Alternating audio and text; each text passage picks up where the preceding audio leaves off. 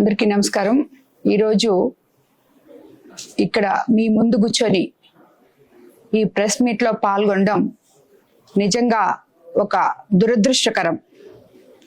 ఎందుకంటే రాజకీయాల్లో మన నేతలు నరేంద్ర మోడీ దగ్గర నుంచి చంద్రబాబు నాయుడు గారి దగ్గర నుంచి లోకేష్ బాబు వరకు 33% రిజర్వేషన్ మహిళలకని ఇస్తూ దేశ మహిళలందరినీ రాండి, ముందుకు అడుగేయండి, ఆత్మవిశ్వాసంతో రాజకీయాల్లో పాల్గొనండి అని పిలుపునిస్తున్న ఈ వేళ ఒక రాష్ట్ర హోం మంత్రిగా, ఒక దళిత మహిళగా ఉన్నత చదువులు చదివి రాజకీయాల్లో ఎంతో పోరాడి ఈరోజు ఈ స్థాయికి చేరిన మన హోమ్ మినిస్టర్ వంగలపూడి అనిత గారి గురించి వైసీపీ నుండి ఒక మాజీ మంత్రి చేసిన వ్యాఖ్యలు నిజంగా దురదృష్టకరం. ఇది ఒక్క వంగలపూడి అనిత గారి గురించి మాత్రమే కాదు, ఆమెకి ఒక్కదానికే జరిగిన అవమానం కాదు, ఇది దేశంలో ఉన్న ప్రతి మహిళకు జరిగిన అవమానం. ఇలాగా ఎన్ని రోజులు, ఎన్నిసార్లు మీరు మహిళల్ని కించపరుస్తూ మాట్లాడుతున్నారో ఒక్కసారి వైసీపీ నాయకులు తెలుసుకోవాలని నేను కోరుకుంటున్నాను. ఎందుకంటే మీకు ఎప్పుడు అవతలి వ్యక్తుల్ని ఎదుర్కొనే శక్తి చచ్చిపోతుందో అప్పుడు వాళ్ళని ఎదుర్కోలేక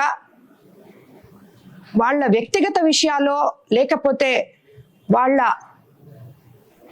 మేకప్ల గురించి, చీరల గురించి, లేదు వ్యక్తిగత హననం గురించి ఇవన్నీ చేయాల్సిన అవసరం ఏ రాజకీయ నాయకుడికి ఉండకూడదు. ఎందుకంటే ప్రతి ఒక్క రాజకీయ నాయకుడు నువ్వు రాజకీయాల్లోకి వచ్చేటప్పుడు మొదట నీ తల్లికి కాళ్ళకి నమస్కారం చేసి బయటకు వస్తావు.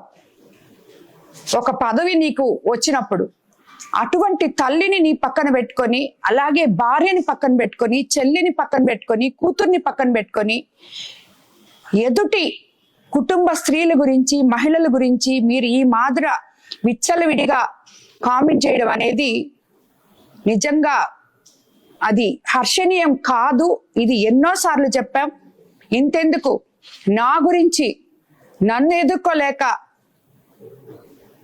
ఇక్కడ మన నెల్లూరు జిల్లాలో కోవూరు కాన్స్టిట్యున్సీలో 6 సార్లు ఎమ్మెల్యేగా నిలిచి, నాది పెద్ద కుటుంబం, గొప్ప కుటుంబం నుంచి నేను పుట్టాను, నాది ఆ రక్తం ఈ రక్తం అని చెప్పుకునే ఇక్కడి నాయకులు గాని, అంటే వైసీపీ నాయకులకి జిల్లాలు, రాష్ట్రము వాళ్ళకి ఏది అక్కర్లేదు. ప్రతి ఒక్కరూ ఇదే పందాలో మాట్లాడుతున్నారు. వీళ్ళు ఈరోజు ఇలా మాట్లాడుతుంటే వీళ్ళ నాయకులు దీన్ని ఖండించకుండా వాళ్ళని ప్రోత్సహిస్తున్నారని చెప్పి నేను చెప్తున్నాను. ఈ మాదిరి ఎంతమంది మహిళల్ని మీరు అవమానపరిచి వాళ్ళ ఆత్మ గౌరవాన్ని, ఆత్మవిశ్వాసాన్ని దెబ్బతీయాలని చూస్తున్నారు. ఇది కరెక్ట్ కాదు, పద్ధతి కాదు. మీరు పద్ధతి మార్చుకోవాలి. ఎవరి ఆత్మవిశ్వాసం కూడా మీరు దెబ్బతీయలేరు.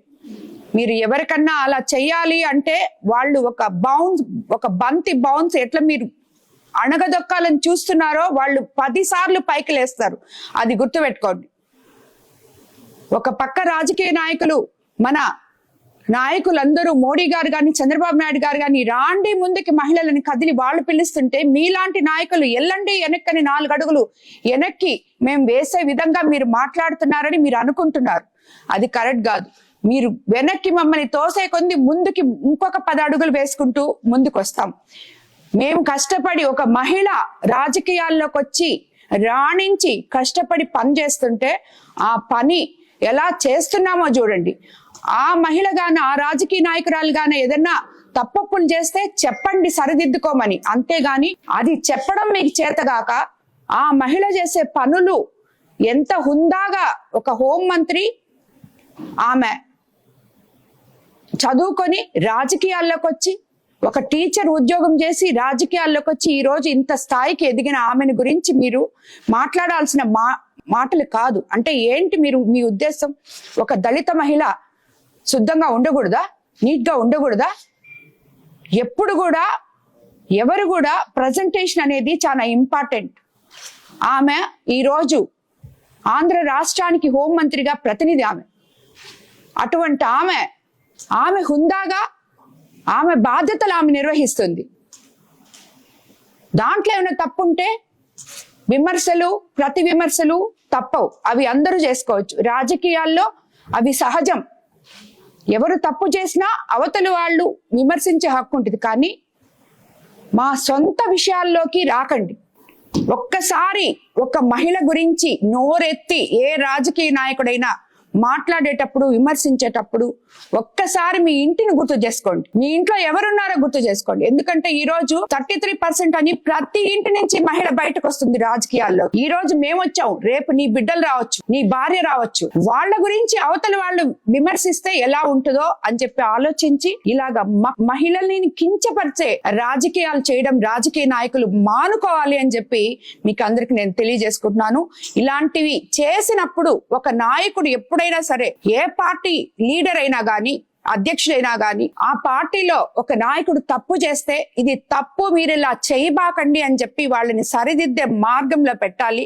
మహిళల జోలికి మీరు పోకండి అని చెప్పి వాళ్ళకి చెప్పాలి అని కూడా నేను మీకు తెలియజేసుకుంటూ, ఈరోజు అనిత గారికి ఆమెని ఇలా మాట్లాడినందువల్ల ఆమెకి రెట్టింపు ఇంకా ఆత్మవిశ్వాసం పెరిగి ఇంకా బాగా పనిచేస్తే గాని ఇలాంటి మాటలకి కుంగిపోయే రకం కాదు అనిత గారు. అలాగే ఏ మహిళ కూడా ఇలాంటి మాటలకి కుంగిపోదని చెప్పి ఈ రాజకీయ నాయకులందరూ గుర్తు పెట్టుకోవాలని చెప్పి మీకు అందరికీ నేను తెలియజేసుకుంటున్నాను. గౌరవించడం నేర్చుకోండి ఫస్ట్, దాని తర్వాత మీరు రాజకీయం చేస్తారు. ఇంకొకటి కూడా మీకు అందరికీ ఒకటి తెలుసో తెలీదో, ఈ రాజకీయ నాయకులకి అందరికీ అన్ని దగ్గరలా ఇటు పురుషుల కన్నా మహిళా ఓటర్లే ఎక్కువ మంది ఉన్నారు. ఏ రోజైతే రాజకీయ నాయకుడు ఒక మహిళను గురించి ఇలా మాట్లాడతారో, కాన్స్టిట్యున్సీలో ఉన్న మహిళలందరూ మీకు వ్యతిరేకమై ఓటుగానే వేయకుండా వాళ్ళని ఓడిస్తే తిరిగి మళ్ళీ ఏ రాజకీయ నాయకుడు ఇలాంటి ధైర్యం చేయడు, మహిళల గురించి మాట్లాడే ధైర్యం చేయడు. ఇది ఈ రోజు నాదో, అనితదో, లేకపోతే ఇంకొకరిదో కాదు, ప్రతి ఒక్క మహిళ, రాష్ట్రంలో ఉన్న ప్రతి ఒక్క మహిళ గౌరవానికి సంబంధించిన విషయం. కాబట్టి అమర్నాథ్ గారికి నేను చెప్తున్నాను, ఇలాంటి మాటలు, ఇలాంటి వ్యాఖ్యలు చేయడం మానుకోండి. ఒక్క మీరే కాదు, మీ పార్టీలో ఉన్న ప్రతి ఒక్కరు కూడా దీన్ని నేర్చుకోవాలని చెప్పి నేను మీకు అందరికీ తెలియజేసుకుంటున్నాను. ధన్యవాదాలు.